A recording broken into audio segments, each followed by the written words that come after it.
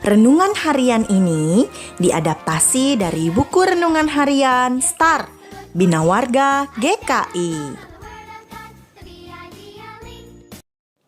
Shalom teman-teman, lilin kecil hari ini tentang Roh Kudus mengubah kita. Dari Kisah Para Rasul pasal 1 dan 2. Kita membaca tentang kisah Pentakosta dalam kitab Kisah Para Rasul dalam Alkitab yang ditulis oleh Santo Lukas untuk menjelaskan perjalanan dan kehidupan gereja tepat setelah Yesus naik ke surga. Pentakosta dalam bahasa Yunani, Pentekoste, sebenarnya berarti ke-50. Dalam tradisi Yahudi, Pentakosta terjadi 50 hari setelah Paskah atau Passover, saat Yesus dan murid-muridnya mengadakan perjamuan terakhir. Di gereja, Pentakosta menandakan hari terakhir masa Paskah setelah merayakan kebangkitan Yesus dan kenaikan Tuhan Yesus ke surga. Kita menyebut Pentakosta sebagai hari lahir gereja. Pada hari Pentakosta, gereja lahir, yaitu saat para murid dipenuhi dengan Roh Kudus. Apa yang terjadi pada hari Pentakosta? Semua murid-murid sedang berkumpul di sebuah rumah di Yerusalem. Ketika tiba-tiba terdengar suara tiupan angin kencang dan memenuhi tempat itu.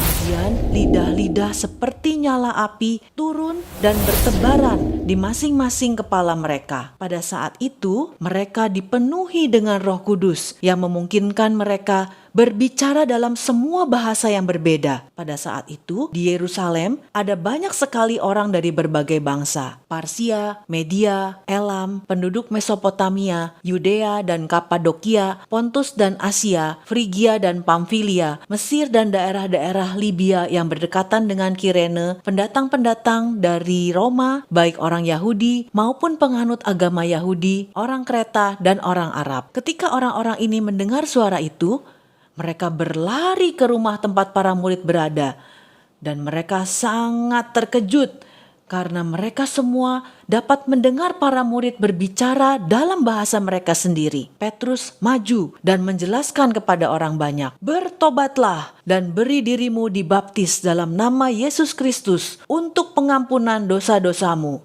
dan kamu akan menerima karunia Roh Kudus. Janji itu untuk kamu dan untuk anak-anakmu, dan untuk semua orang yang dipanggil Tuhan Allah kita." 3.000 orang memberi diri dibaptis dan menerima Yesus, dan lebih banyak orang terus berdatangan ke gereja sejak hari itu dan seterusnya. Sampai hari ini ada 2,5 miliar orang menjadi pengikut Yesus. Jadi apa artinya ini bagi kita hari ini? Yesus berjanji kepada murid-muridnya, "Aku akan selalu menyertaimu setelah aku naik ke surga." Inilah bukti janji Yesus. Dia mengutus Roh Kudus bagi kita masing-masing. Kita tidak melihat lidah api di atas kepala untuk berbicara 20 bahasa yang berbeda, tetapi lebih daripada itu. Kita akan melihat buah roh, yaitu kesabaran, kemurahan, sukacita, kasih, kesetiaan, damai sejahtera, kebaikan, kelemah lembutan, dan penguasaan diri. Selamat ulang tahun gereja. Ayat hafalan kita 2 Korintus 5 ayat 17. Jadi siapa yang ada di dalam Kristus, ia adalah ciptaan baru. Yang lama sudah berlalu, sesungguhnya yang baru sudah datang. Mari kita berdoa.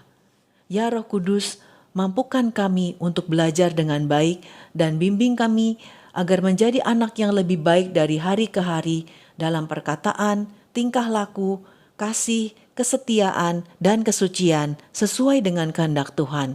Dalam nama Tuhan Yesus kami berdoa. Amin. Roh Kudus mengubahkan kita menjadi lebih baik sesuai kehendak Tuhan. Sampai jumpa lagi teman-teman. Tuhan Yesus memberkati.